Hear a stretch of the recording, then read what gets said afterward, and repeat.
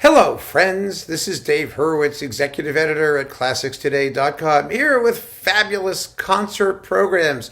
And I'm taking up a challenge that one of you sent to me, knowing that it would prove irresistible, which is to do concert programs featuring the 6 late Haydn masses.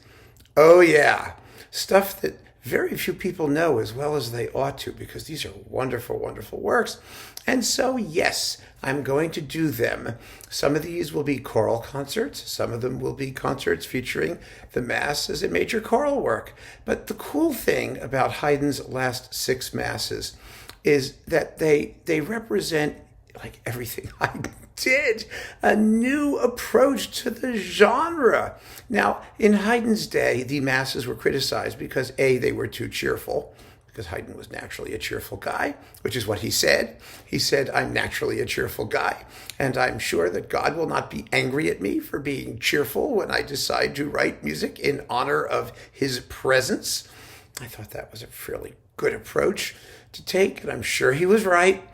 But aside from that, they were written for a real liturgy. They were.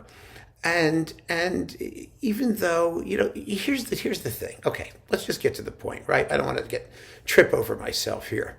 These are the first real concert masses that is designed to be as effective as purely musical works, divorced from their liturgical context. Because you have to remember, when a composer in Haydn's day wrote a mass, that was his opportunity to strike a blow for eternity.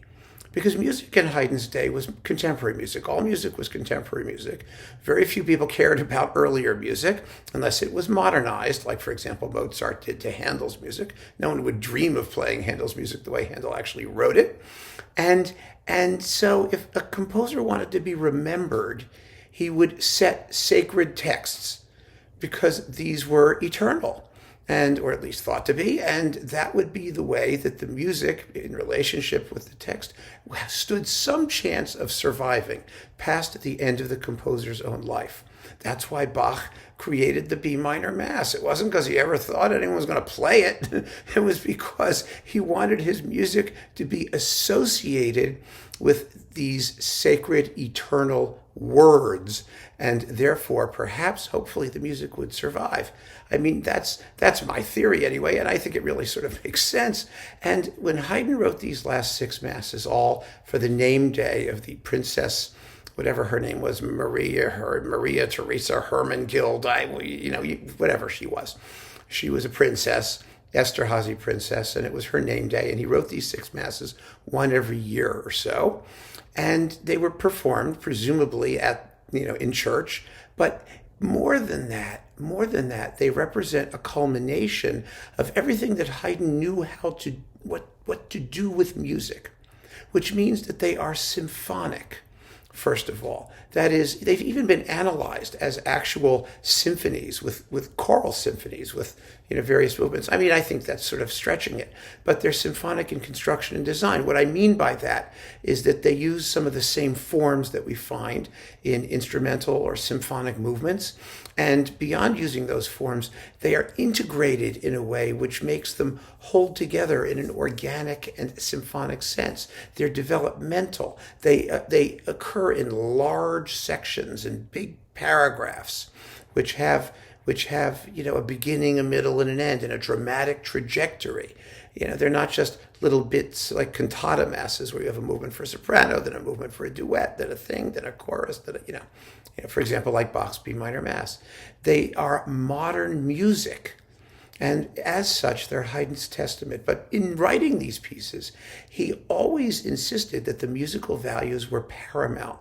They took precedence over the actual words. I mean, masses end with the greatest anticlimax in all of music, because Dona nobis pacem, give us peace, means that after all the fun and games you have in the earlier bits of text with crucifixions and resurrections and all this other stuff, you have to end with, well, Haydn just doesn't. He ends with a big celebratory, rousing chorus, because that's where the music wants to go.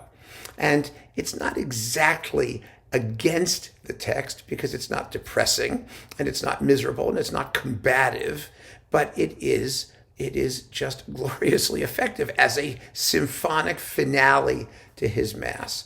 And in making these musical values paramount, these symphonic values paramount, Haydn invented the concert Mass. I mean, the liturgical work, the Mass, as a framework for a concert piece. And so that is the sort of the history, the story behind this first program in the Haydn Mass series. Now, the first of them is the Heiligmesse, so-called because Haydn quotes a famous German tune in the Sanctus, which was sung to the Sanctus in German, which is Heilig. Technically, it's also the Missa Sancti Bernardi von Offida, or something like that, which is the Mass dedicated to Saint Bernard of Offida, who was beatified sometime around the time, around then. We don't need to know who Saint Bernard was, aside from a dog. And it's just not important. What matters is what Haydn does to create a real symphonic discourse in setting the words of the Mass. Now, some of it, of course, is very, very attentive to those words. I mean, the Crucifixus is not a minuet. It's very, very somber. I mean, he does follow the words to the extent that's congruent with where the music wants to go symphonically, but in creating necessary proportions and climaxes, he does play a little fast and loose with the text. He never did get the words of the credo 100% right. He usually forgot something or other and didn't particularly care. Neither apparently did anybody else in Haydn's day, because the credo has that huge section of doctrinal clauses which are entirely unmusical and not suggestive of anything musical, and you try and get over them as quickly as possible. And then elsewhere, he's pretty good. So, if you want to know why the Dona Nobis Pacem endings are usually so exciting and so musically fabulous, it's because he's not too worried about illustrating the peace part of Dona Nobis Pacem. He's more into the let's have a party when you give us peace. That's where he is. Having gotten it, he's celebrating. That's what he's doing there. So the very first thing we're going to hear is the Mass number 9, the Heiligmesse, which is sometimes called Mass number 10, because in Hoboken's catalog it's number 10, but popularly it's known as number 9. Do not worry about the numbering in these pieces. I'm starting with number 9, but it's the Heiligmesse.